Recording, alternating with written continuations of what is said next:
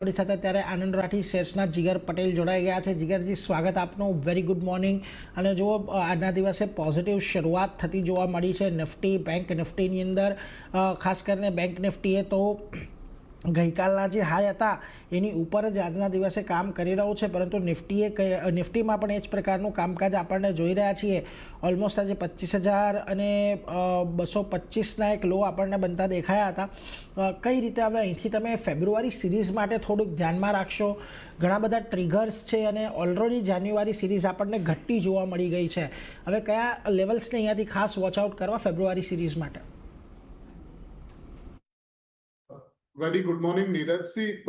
Overall જે રીતે structure નિફ્ટીનું છે, આપણે જેમ લાસ્ટ વેનસડેના વાત કરી હતી, જે રીતે સ્ટ્રક્ચરમાં આપણે લાસ્ટ વેનસડેના 300 પોઈન્ટ નીચેથી કવર કરેલા અને એના પછી સતત આપણે એક સેલિંગ પણ જોઈ છે અને ગઈકાલે રિકવરી પણ જોઈ છે। બટ ઓવરઓલ સ્ટ્રક્ચર વાઇઝ અગર જોઈએ તો આપણે 200 દિવસની જે એવરેજ જે છે ત્યાં આગળ જ આપણે છેલ્લા 6-7 દિવસથી ટ્રેડિંગ થઈ રહી છે અને મોટી જે રેઝિસ્ટન્સ રહેશે 25,450, આ એક બહુ મોટો રેઝિસ્ટન્સ છે। જ્યાં સુધી આપણે આને ડેલી બેસિસ ઉપર ક્રોસ નહીં કરીએ ત્યાં સુધી આપણે એક કન્ટિન્યુઅડ બુલિશ મોમેન્ટમ કે ફ્રેશ બાય નહીં જોઈ શકીએ અને ઇવન આજે પણ એક્ઝેક્ટલી જોઈએ તો સિમિલર લેવલના રેઝિસ્ટન્સ આપણે ફેસ કર્યા છે 25,370 400 ઓડ ઝોનના અને એક પ્રેશર ઉપરથી જોવામાં આવી રહ્યું છે।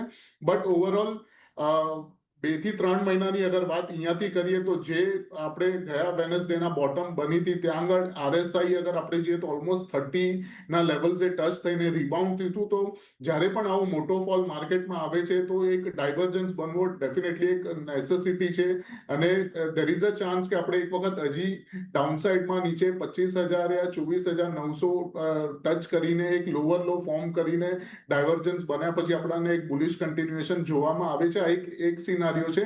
અને ઇન્ટ્રાડે ની વાત કરીએ તો ઇન્ટ્રાડેમાં મને આજે મોસ્ટ પ્રોબેબલી 25,200 નો એક મેજર સપોર્ટ છે અને ઉપરમાં 25,400 રહેશે અને આ જ રેન્જની અંદર આપણને એક નિફ્ટી ટ્રેડ કરતા જોવા મળશે। તો અત્યારના નિફ્ટીમાં વેટ એન્ડ વોચની સલાહ રહેશે, બીકોઝ જ્યાં સુધી આપણે 25,400 નથી કાઢતા ત્યાં સુધી આની અંદર લોંગ કરવામાં અત્યારના થોડું વધારે રિસ્ક રહેશે, એટલે આમાં વેટ એન્ડ વોચ રહેશે નિફ્ટીની અંદર।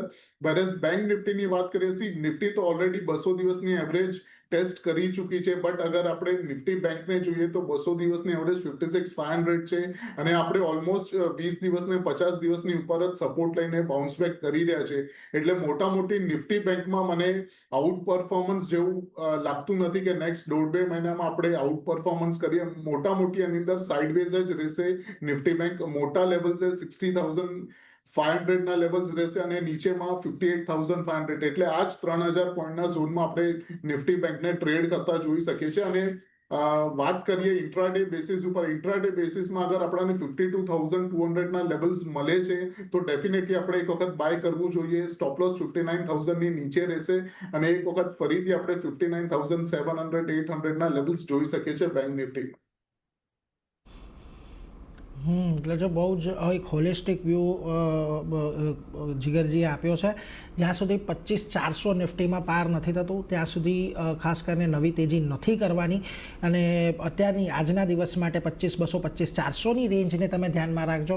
નિફ્ટી બેંકમાં પણ 58,000થી લઈને 61,000 વાળી જે રેન્જ છે એ જ રેન્જની અંદર નિફ્ટી ફરતું રહેશે, પરંતુ આજના માટે જો તમને ફરી એક વખત નિફ્ટી બેંક 59,200 પર આવે છે તો ખરીદદારી કરીને ચાલજો। એક સારી તેજી અહીંયાથી બનતી જોવા મળી શકે છે। ઇન્ટ્રાડે માટેની આ રણનીતિ છે એટલે એને ધ્યાનમાં અહીંયાથી ખાસ કરીને રાખીશું, પરંતુ આપણે આગળ વધીએ। આજના